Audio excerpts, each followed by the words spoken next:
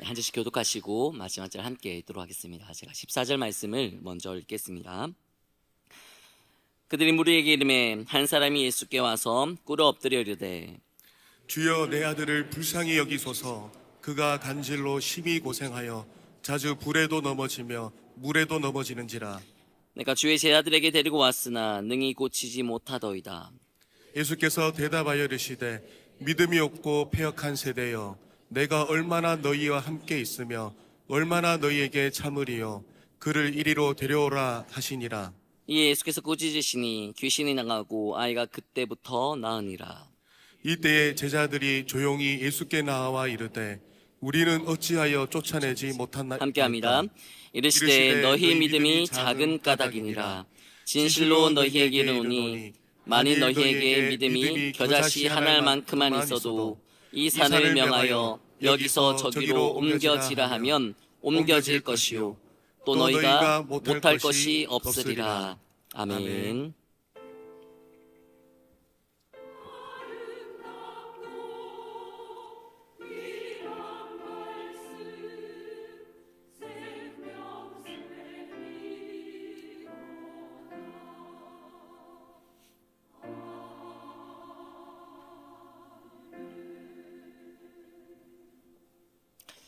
네, 겨자씨 한 알만한 믿음이라는 제목으로 함께 말씀 나누도록 하겠습니다.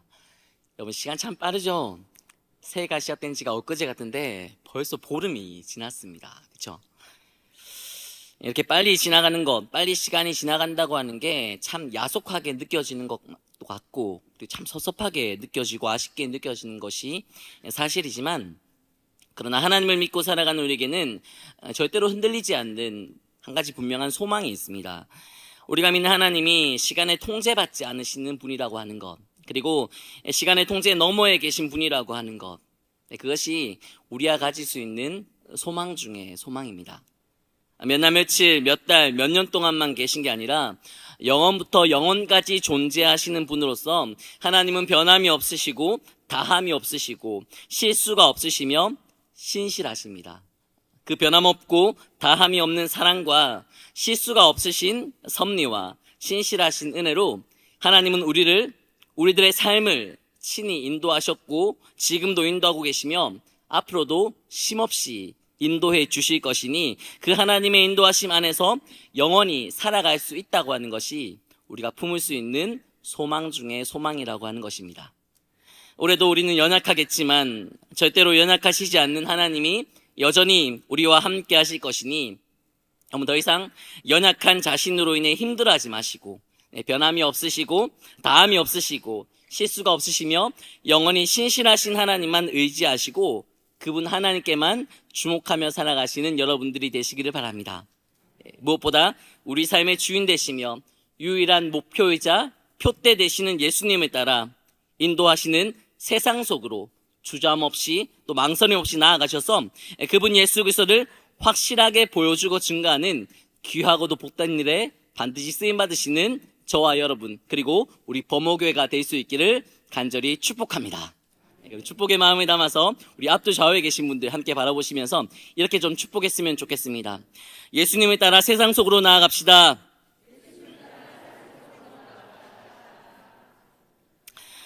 자, 이와 같이 우리는 예수님을 따라 세상 속으로 나아가야 하지만 이것은 우리가 다짐하고 또 우리가 결심한다고 해서 실천할 수 있는 것이 아닙니다. 하나님의 특별하신 은혜가 필요합니다. 창세전에 우리를 부르시고 택하셔서 자녀 삼아 주신 하나님은 우리로 하여금 이 세상과 다른 구별된 존재로 살아갈 수 있도록 하시기 위해서 정말 많은 은혜를 베풀어 주셨습니다. 그 많고도 풍족한 은혜 중에 오늘은 예수님에 따라 세상 속으로 나아가게 하는 원동력으로서 우리에게 허락된 이 믿음에 대해서 함께 진단하고 살펴보려고 합니다. 예수님에 따라 세상 속으로 나아가는 자로 살기 위해 우리에게는 어떠한 믿음이 있어야 할까요? 이 믿음에 대해서 묵상하며 말씀을 준비하다가 한 가지 오래되고 빛바랜 추억이 제 머리를 스치고 지나갔습니다. 제가 초등학교 때 겪었던 일인데 그때 당시에는 국민학교였죠. 국민학교 1, 2학년 때쯤에 겪었던 일로 기억합니다. 저에게는 누나가 있는데요. 저와 누나 그리고 옆집에 살고 있던 누나와 형이 있었는데 누나와 저 옆집 형과 누나 이렇게 2대2로 싸움이 벌어진 적이 있었습니다. 당시 다른 학교에서 학교 운동장에서 이 싸움이 일어났었습니다. 자, 그런데 이 옆집에 사는 누나는 저희 누나보다도 한두 살 정도 많았던 것 같고요. 그 누나의 동생, 그 형도 저보다 한두 살 정도 많았다는 걸로 그렇게 기억을 하고 있어요. 무슨 일 때문이었는지는 기억이 나지 않습니다. 기억나는 건 옆집에 사는 그 누나가 확실히 저희 누나보다 덩치도 크고 나이도 많고 키도 컸다고 하는 것. 그 형도 저보다 키가 컸다고 하는 거예요. 이게 무슨 일인지 알 수 없지만 그 옆집에 사는 누나가 저희 누나의 머리를 잡고 뜯어 당기면서 이제 전투가 시작된 거예요. 예. 그리고 그걸 보고 있던 옆집 형이 가만히 있지 못하고 저희 누나를 막 발로 차는 걸 이제 제가 보게 된 거죠. 예. 전 너무 무서웠습니다. 예. 너무 무서워서 아무것도 할 수 없었는데 그 순간 제 머리를 스치고 지나가는 이 장면이 하나 있었어요. 그 장면이 어떤 장면인가 하니 저희 어머니께서 열심히 기도하시는 장면, 주여 주여 찾으면서 열심히 기도하는 장면이 제 머리를 스치고 지나간 거예요. 그리고 그 순간 주일학교에서 배웠던 다윗과 골리앗 이야기가 갑자기 떠오르기 시작했습니다. 제 마음속에 믿음이 생기기 시작했어요. 그래서 저는 그 적진을 향해, 그 형의 가슴팍을 향해 주먹은 쓸 수 없었고 써본 적이 없었기 때문에 제 머리를 들이대면서 어머니께서 간절히 찾으셨던 그분의 이름을 부르면서 그 형의 가슴팍을 향해 돌진했습니다. 주여!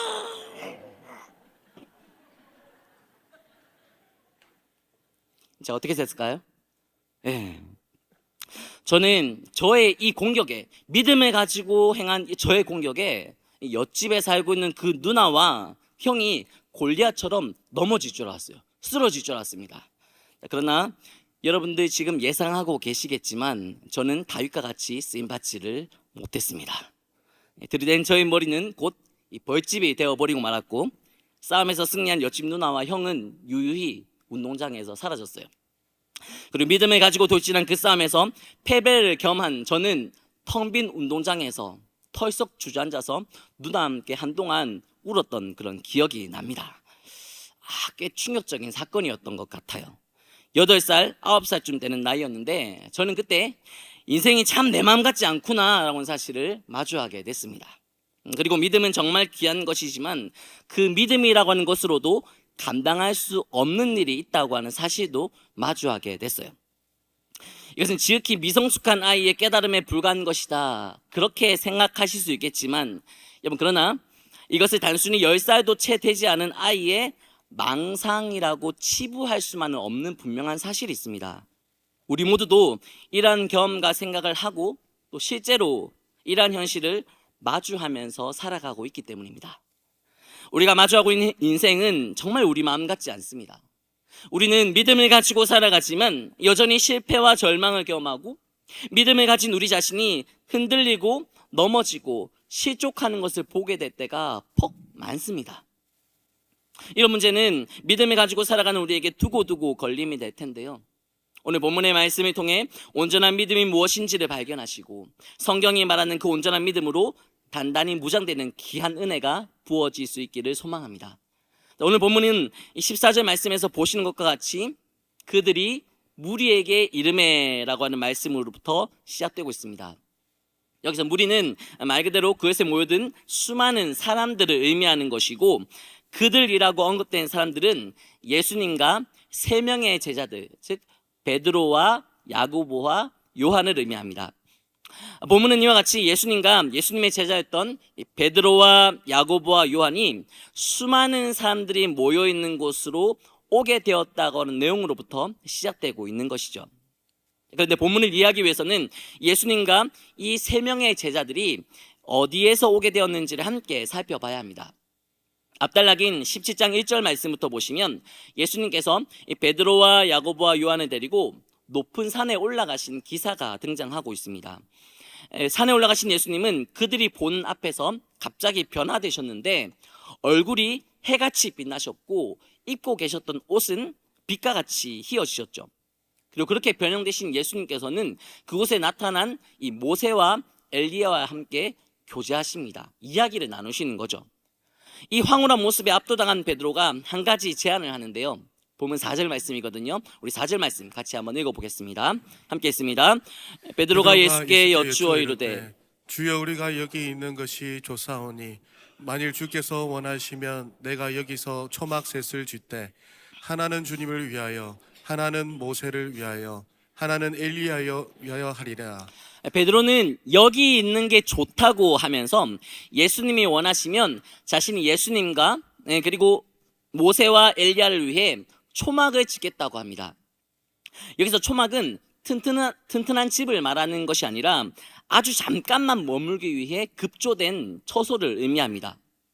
베드로는 이 눈부시게 아름답고 또 찬란하고 멋진 광경이 펼쳐지는 현장에 아주 잠깐이라도 좋으니 조금이라도 더 머물러 있기를 원했던 겁니다. 그때 베드로를 포함한 제자들은 구름 속에서 나는 소리를 듣게 되는데요. 그 다음 구절이죠. 본문 5절 말씀도 우리 같이 한번 읽어보도록 하겠습니다. 함께 있습니다.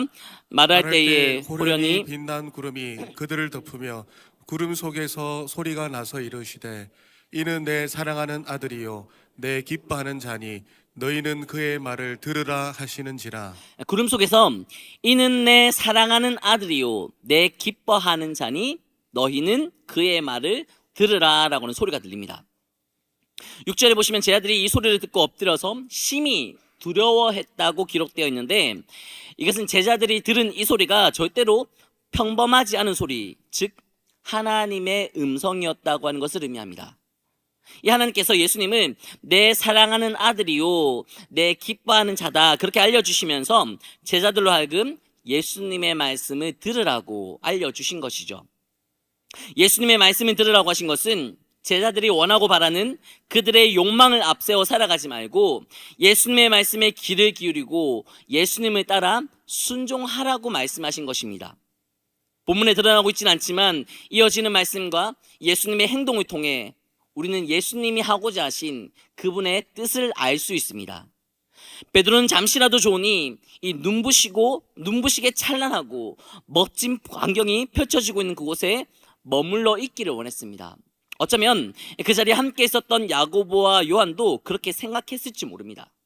그러나 예수님의 시선은 영광스러운 빛과 광채로 둘러싸인 이 산 위에 있었던 것이 아니라 어둠으로 둘러싸이고 문제와 고난과 걱정과 염려와 근심의 아우성으로 가득 찬 산 아래 세상을 향하고 계셨습니다.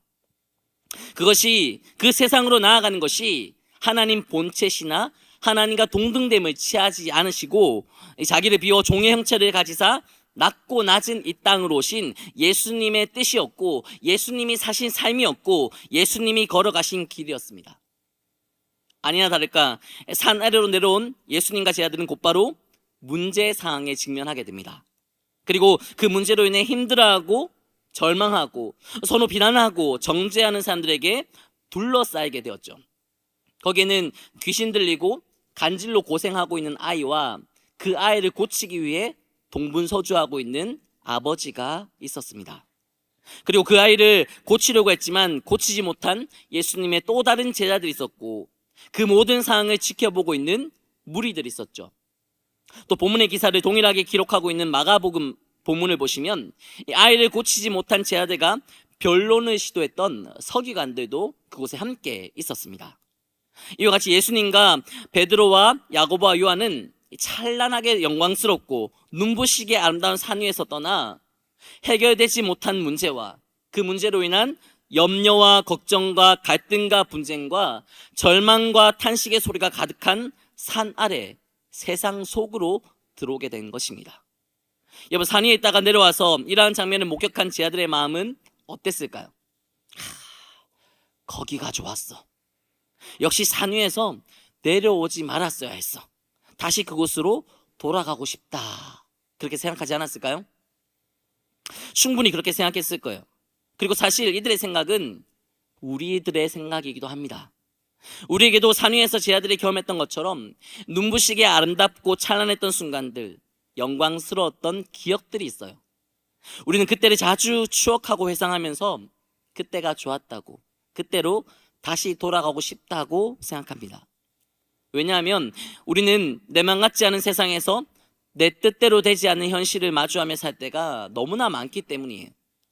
본문에 보시면 우리가 몸담고 있는 세상, 그리고 그 세상에서 우리가 마주하고 있는 현실을 가장 잘 보여주고 있는 대상자들이 등장하고 있습니다. 그들은 바로 산 아래에 있었던 제자들이에요. 귀신 들리고 간지를 일으키는 아이의 아버지가 도움을 청하기 위해 그들에게로 왔어요. 그러나 그들은 아이를 위해 할 수 있는 것이 아무것도 없었고, 그로 인해 그들이 무능하다고 하는 것과 그들이 연약하다고 하는 것이 드러나고 말았습니다. 여러분, 이 제자들이 아이를 고치지 못한 것은 사실이에요. 그런데 지금 이 상황은 그들에게 비참하고 속상하고 받아들일 수 없는 정말 힘겨운 현실이었습니다. 왜냐하면 그들은 그렇게 무능한 자들이 아니었기 때문이에요. 본보다 훨씬 이전 상황에 대해서 기록하고 있는 마태복음 10장 1절 말씀 함께 읽어보도록 하겠습니다. 10장 1절 말씀 함께 읽습니다. 예수께서 그의 12제자를 부르사 더러운 귀신을 쫓아내며 모든 병과 모든 약한 것을 고치는 권능을 주시니라. 예수님은 12제자들을 부르시고 부름받아 나온 그들에게 귀신을 쫓아내시며 모든 병과 모든 약한 것을 고칠 수 있는 권능을 주셨습니다.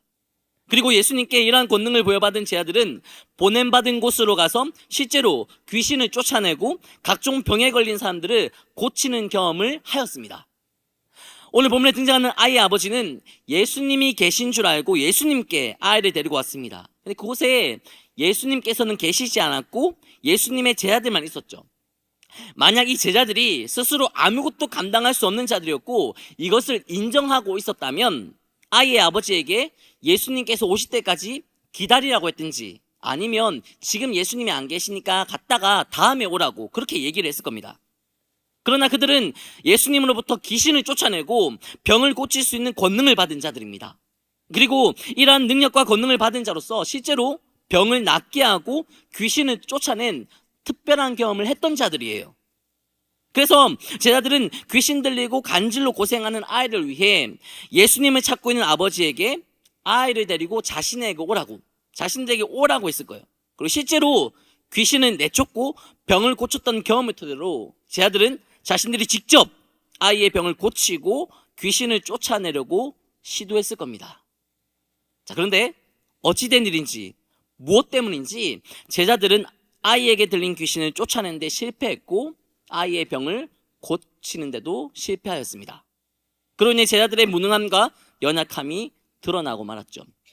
이 제자들이 얼마나 당황스러웠을까요? 얼마나 부끄럽고 창피하고 또 낯뜨거웠을까요? 그 실패로 인해 그들은 서기관들과의 분쟁에 휘말리게 되었고 몰려온 무리에게 비웃음거리가 되어버리고 말았습니다. 그들의 마음은 착잡하고 낙심하고 정말 힘들었을 거예요. 여러분, 제자들이 경험한 이러한 모습은 바로 우리가 세상에서 마주하는 현실입니다. 주일에 우리는 주시는 말씀을 통해 은혜를 누리고 또 힘을 공급받습니다. 세상에서 주신 말씀만 붙들고 살면 승리할 수 있을 것 같아요.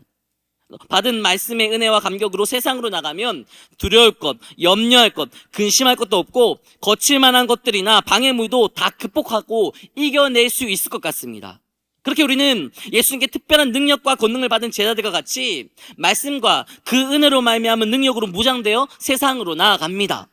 그러나 그렇게 자신감을 가지고 호언장담하며 돌진한 그 세상 속에서 우리가 무능하고 우리가 연약한 존재라고 하는 것이 드러나는 데는 오랜 시간이 걸리지 않습니다. 마치 산 아래에 있었던 제자들과 같이 우리는 세상에서 너무나 자주 실패하고 넘어집니다. 그래서 산 위에 있다가 내려온 제자들과 같이 해결되지 못한 문제와 그 문제로 인한 갈등과 분쟁과 절망과 고통이 가득한 이 세상에서 벗어나서 승리의 영광과 은혜의 감격이 있었던 그곳으로, 그때 그 시간으로 다시 되돌아가고 싶은 강렬한 충동을 느끼게 됩니다. 자, 이와 같이 산 위에 올라간 3명의 제자들과 산 아래에 있었던 나머지 제자들, 그들의 모습은 세상에서 실패와 좌절을 경험하는 우리의 연약하고 무능한 현실, 그로 인해 눈부시게 찬란하고 영광스러운 한때를 추억하고 집착하는 우리의 모습과 너무나 많이 닮아 있습니다. 그러나 사랑하는 여러분, 세상에서 우리는 이와 같이 연약하고 부족한 존재일 수밖에 없지만 그렇다고 해서 세상에서 벗어나려고 하지 말고 영광스러운 한때를 추억하면서 절망하고만 있지 말고 우린 여전히 세상 속으로 나아가셔야 합니다. 왜냐하면 우리 주 예수님의 시선과 예수님의 마음과 예수님의 발걸음이 세상을 향하고 계시기 때문입니다. 그리고 정말 감사하게도 예수님은 우리가 연약하다고 하는 것을 아시기에 그 연약함을 극복할 수 있는 힘을 주시고, 우리가 너무나 자주 실패하며 산다고 하는 것을 아시기에 이겨낼 수 있는 능력도 공급해 주십니다. 여러분, 예수님께서 우리를 위해 허락하시고 공급하시는 이 힘과 능력이 뭘까요? 바로 믿음입니다. 우리 마음 같지 않고 우리 뜻대로 되지 않는 세상에서 우리가 승리자로 살아갈 수 있도록, 그래서 주신 사명을 잘 감당할 수 있도록 예수님은 우리에게 믿음을 주신다고 하는 거예요. 다시 본문을 보시면 귀신 들리고 간질로 인해 고생하고 있는 아이가 고침받지 못한 이 실패와 고통의 현장에 예수님께서 오셨습니다. 그리고 아이의 아버지로부터 자초지종을 들은 예수님은 지체하시지 않고 아이를 데려오러 가십니다. 그리고 예수님께서 꾸짖으시자 그 즉시 귀신이 떠나가고 아이는 순식간에 나음을 입었죠. 그것으로 인해 상황은 종료되었습니다. 더 이상 논쟁과 변론과 비난과 정죄가 필요 없게 되었고, 병으로 인해 고통받고 있는 아이를 지켜봐야 했던 아버지의 무너진 마음도 위로를 얻게 되었습니다. 그러나 여전히 해결되지 못한 문제가 그곳에 남아 있었죠.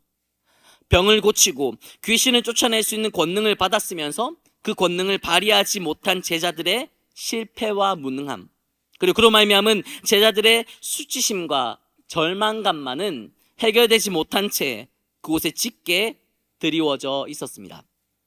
그러한 현실을 인정할 수 없고 받아들일 수도 없어서 제자들은 예수님께 나옵니다. 그리고 자신들은 왜 어찌하여 귀신을 쫓아내지 못하는지를 묻습니다. 그자 예수님께서 뭐라고 하시나요? 우리 본 말씀 20절 말씀 같이 한번 읽어보도록 하겠습니다. 20절 말씀 함께 읽겠습니다. 이르시되 너희 믿음이 작은 까닭이니라. 진실로 너희에게 이르노니 만일 너희에게 믿음이 겨자씨 한 알만큼만 있어도 이 산을 명하여 여기서 저기로 옮겨지라 하면 옮겨질 것이요 또 너희가 못할 것이 없으리라. 네, 제자들이 병을 고치지 못하고 귀신을 쫓아내지 못한 이유, 그 이유에 관한 예수님의 대답은 제자들에게 믿음이 작다는 것이었습니다. 그러면서 예수님은 그들에게 겨자씨 한 알만큼의 믿음만 있다면 이 산을 향해 명령해서 여기서 저기로 옮길 것이고 못할 일도 없을 것이다, 그렇게 말씀하시죠. 여러분, 겨자씨를 아시나요? 네, 겨자씨 한 알은 쌀 한 톨보다도 더 작습니다. 아마 눈에 띄게 존재하는 것 중에서 가장 작다고 할 만한 크기라고 할 수 있는데, 예수님은 제자들의 믿음이 그런 겨자씨 하나 크기 정도도 되지 않는다고 말씀하신 것이죠. 자, 그렇다면 제자들의 믿음은 아예 없는 것이나 다름없다고 봐야 합니다. 예수님께서도 제자들의 믿음이 작기 때문이 아니라 그들의 믿음이 없기 때문이라고 말씀하시고 평가하시는 게 더 실제적이고 더 현실적인 진단인 것 같습니다. 그러나 확실한 것은 예수님께서는 그들의 믿음이 작다고 말씀하셨다고 하는 것입니다. 자, 겨자씨 하나보다도 더 작다면 아예 없는 것이나 다름없는데, 그렇다면 제자들의 믿음이 없다고 하실만도 한데 왜 예수님은 그들의 믿음이 없다고 말씀하시지 않고 작다고 말씀하신 걸까요? 이것은 애당초 예수님께서 믿음의 크기에 대해서 말씀하려고 하신 게 아니었다고 하는 것을 의미합니다. 예수님이 지금 그들에게 분명한 믿음의 의미를 가르쳐 주기를 원하셨던 거예요. 여러분, 사실 이 제자들의 믿음은 작지 않았습니다. 그들에게는 귀신 들리고 간질로 고생하는 아이를 고칠 수 있으리라고 하는 믿음이 분명히 있었어요. 만약 믿음이 없었다면 시도조차 하지 않았을 겁니다. 믿음이 있었으니 한번 고쳐보겠다고 시도한 것인데 자신들이 가진 믿음대로 고치지 못한 거예요.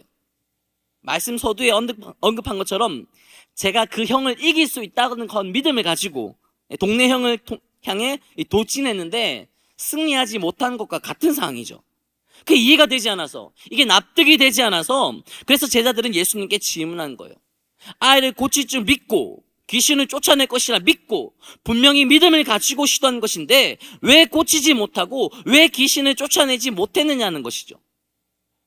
여러분, 우리도 마찬가지입니다. 우리가 말씀으로 말미암아 은혜 받고 힘과 능력으로 무장되어 세상으로 나아갈 때 우리에게는 분명한 믿음이 있습니다. 세상에서 반드시 승리할 것이다. 세상에서 이제 더 이상 낙심하고 절망하며 살지 않을 것이다.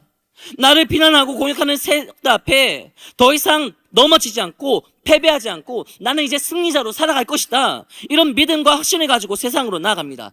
그런데 그런 믿음이 있는데 실패합니다. 믿음이 절대로 작지 않은데 분명한 믿음과 확신이 있는데 그럼에도 불구하고 넘어집니다. 제자들도 믿음이 있어서 행동한 것인데 믿음이 있기 때문에 시도한 것인데 믿음대로 되지 않으니까 이게 이해가 되지 않고 납득이 되지 않아서 예수님께 질문한 겁니다. 근데 예수께서 말씀하시죠. 너희 믿음이 작기 때문이다. 여러분, 이 아이러니를 해결하기 위해서는 이 본문을 동일하게 다루고 있는 마가복음 성경을 참고하셔야 합니다. 마가복음 9장에 보시면 오늘 본문의 말씀을 동일하게 기록하고 있어요. 거기서도 제자들은 예수님께 와서 자신들이 실패한 이유를 묻고 있는데 예수님의 대답이 조금 다릅니다. 그 본문이죠. 마가복음 9장 28절과 29절 말씀 우리 같이 한번 읽어보도록 하겠습니다. 두 절 말씀 함께 하겠습니다. 집에 들어가심에 제자들이 조용히 묻자오되 우리는 어찌하여 능히 그 귀신을 쫓아내지 못하였나이까. 이르시되 기도 외에는 다른 곳으로는 이런 종류가 나갈 수 없느니라 하시니라. 네, 귀신들을 쫓아내지 못한 이유에 대해서 묻는 제자들에게 예수님이 뭐라고 대답하시나요? 기도 외에 다른 곳으로는 이런 종류가 나갈 수 없느니라. 오늘 본문에서 예수님은 믿음이 작기 때문이라고 말씀하셨는데 마가복음에서는 기도하지 않았기 때문이라고 말씀하고 계십니다. 자, 이 사건이 같은 사건이고 성경이 오류가 없다고 하는 사실을 인정한다면 우리는 마태복음에서 언급하고 있는 믿음과 마가복음에서 언급하고 있는 기도를 서로 결부시켜서 본문을 이해해야 합니다. 다시 말해서 본문에서 제자들이 아이의 병을 고치지 못하고 귀신을 쫓아내지 못한 이유는 믿음의 기도가 실천되지 않았기 때문이라고 봐야 합니다. 믿음과 믿음의 기도는 분명 다른 것입니다.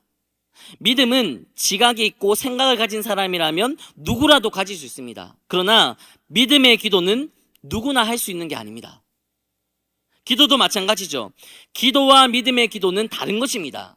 기도는 누구라도 할 수 있지만 믿음의 기도는 아무나 할 수 없는 것입니다.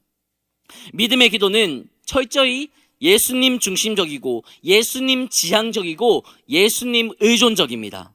그러므로 믿음의 기도는 내가 바라는 것을 위해 기도하는 것이 아니라 예수님께서 행하시고 예수님께서 이루시고 예수님께서 성취할 것을 믿는 자들이 할 수 있는 기도입니다. 내 뜻, 내 욕망, 내 계획을 성취하기 위한 기도가 아니라 예수님의 섭리가 나타나고 예수님의 뜻이 이루어지고 예수님의 능력이 성취되기를 바라는 기도입니다. 본문을 보시면 제자들은 예수님께 이렇게 질문하고 있습니다. 우리는 어찌하여 쫓아내지 못하나이까? 이 질문은 제자들이 잘못된 믿음을 가지고 있었다고 하는 것을 증거합니다. 그들은 자신들이 귀신을 쫓아낼 수 있다고 믿었습니다. 그러나 귀신을 쫓아낼 수 있는 분은 예수님이시죠. 그러므로 그들은 예수님께 기도하고 예수 그리스도 그 능력의 이름으로 귀신을 쫓아내야 했습니다. 그러나 그들은 예수님이 아닌 자신 스스로 자신이 가지고 있는 힘으로 귀신을 쫓아낼 것이라고 믿었습니다. 그러니 능력이 나타날 수가 없는 거죠. 누가복음 10장에 보시면 예수님께 권능을 받은 70명의 사람들이 능력을 행하고 돌아온 후에 예수님께 행한 일을 고백한 내용이 기록되어 있습니다. 누가복음 10장 17절 말씀인데요. 우리 같이 한번 읽어보도록 하겠습니다. 함께 했습니다. 70인이 기뻐하며 돌아와 이르되 주여 주의 이름이면 귀신들도 우리에게 항복하더이다. 이 70명의 사람들은 자신들이 귀신을 항복시킨 게 아니라 주의 이름이 예수 그리스도의 이름이 귀신을 항복시켰다고 고백합니다. 이게 바로 예수님 말씀하신 믿음입니다. 이러한 믿음을 가지고 예수 그리스도를 의지하며 드리는 기도가 믿음의 기도이고 그 믿음의 기도가 능력을 나타냅니다. 오늘 본문에 등장하는 제자들도 처음 권능을 받을 때는 예수님만을 의지했을 거예요. 예수님을 의지하여 병을 고치고 예수 그리스도의 이름으로 귀신을 내쫓았을 겁니다. 그리고 예수님을 의지하고 예수 그리스도의 이름으로 올려드린 믿음의 기도가 응답되는 것을 경험했을 거예요. 근데 오늘 본문에서 제자들은 뭐라고 하나요? 우리는 왜 쫓아내지 못할까? 당연히 못 쫓아내죠. 예수님이 아니라 우리가 우리 힘으로 우리 생각대로 하려고 하니까 우리 스스로 할 수 있다고 믿으니까 안 되는 거죠. 할 수 없는 겁니다. 예수님이 이렇게 예수님을 의지하고 예수 그리스도의 이름으로 능력을 행하던 자들이 이제는 자신들 스스로 자신들의 힘으로 능력을 나타내려고 하는 걸 아신 거예요. 그래서 그들의 연약한 믿음의 상태에 대해서 정확하게 진단하십니다. 나를 향한 너희의 믿음, 나를 의존하고 나를 의지했던 너희의 믿음이 작아졌구나. 다시 나를 의지해라. 다시 내 이름으로 기도해라. 나를 의지하고 나를 앞세우는 기도 외에는 어떠한 일도 행할 수 없다. 그러나 나를 믿고 나를 의지한다면 나를 향한 그 믿음은 드러나지 않아도 겨자씨 하나만큼이라도 괜찮다. 내가 그 믿음 이용해 여기 이 산까지도 저리로 옮겨낼 것이다. 사랑하는 여러분, 우리 스스로 하려고 하면 우리가 드러날 수 있습니다. 우리가 인정받을 수 있어요. 그러나 진짜 능력을 경험할 수는 없습니다. 사실 우리는 스스로 아무것도 할 수 없는 무능하고 연약한 자들이기 때문이에요. 그러나 우리가 예수님을 의지하면 그분의 이름을 붙들고 간구하면 우리는 드러날 수 없고 우리는 인정받지 못할 수도 있어요. 세상 사람들 눈에는 우리 존재가 아마 겨자씨 하나 정도로 작고 미약하고 하찮게 보일 수 있을 겁니다. 그러나 거기에 능력이 있습니다. 그 능력은 나로 말미암은 능력이 아니라 우리가 품고 우리가 믿고 우리가 앞세운 예수 그리스도로 말미암은 능력입니다. 우리 세상에서 그와 같이 나를 드러내고 내 능력을 드러내는 자가 아니라 예수님을 드러내고 예수님의 능력 되심을 증거하는 자로 살아가야 합니다. 그래서 우리는 나 혼자, 나 스스로, 내 힘으로 세상 속으로 나아가는 것이 아니라 예수님을 따라 세상 속으로 나아가야 합니다. 그분이 내 삶을 인도하시며 그분으로 말미암아 내 삶이 나에게 주어진 사명이 가능하기 때문입니다. 올해 청년들과 함께 로마서를 공부하고 있습니다. 주일학교에서 교리 내용을 중심으로 공과를 진행하고 있는데 청년들에게도 교리 교육이 필요하겠다 싶어서 1년 동안 로마서 말씀을 차근차근히 체계적으로 살펴보려고 합니다. 이 로마서에 보시면 믿음으로 말미암은 의, 믿음으로 말미암은 구원에 대해서 자주 언급하고 있는데 저희들에게 이 믿음에 대해 설명하면서 의도적으로 계속해서 강조해 주고 있는 내용이 있습니다. 바로 이거예요. 우리에게 믿음이 있어서 구원받는 게 아니다. 그리스도께서 우리에게 믿음을 주셔서 구원받는 것이다. 다시요. 우리에게 믿음이 있어서 구원받는 게 아니다. 그리스도께서 우리에게 믿음을 주셔서 구원받는 것이다. 사랑하는 여러분, 우리의 믿음은 철저하게 그리스도 의존적입니다. 그분이 아니면 우리는 절대로 구원에 이르는 믿음을 가질 수 없는 자들이요. 그런데 정말 감사하게도 그분 예수 그리스도께서 우리에게 구원에 이르는 믿음을 심겨주셨습니다. 그 믿음으로 인해, 그 믿음을 주신 예수님으로 인해 우리는 모든 것을 감당할 수 있습니다. 그러므로 우리는 더 이상 내가 바라는 뭔가를 위해 믿음을 이용하는 삶이 아니라 믿음을 허락하신 예수님만을 드러내고 예수님의 능력만을 나타내는 도구로 쓰임받아야 합니다.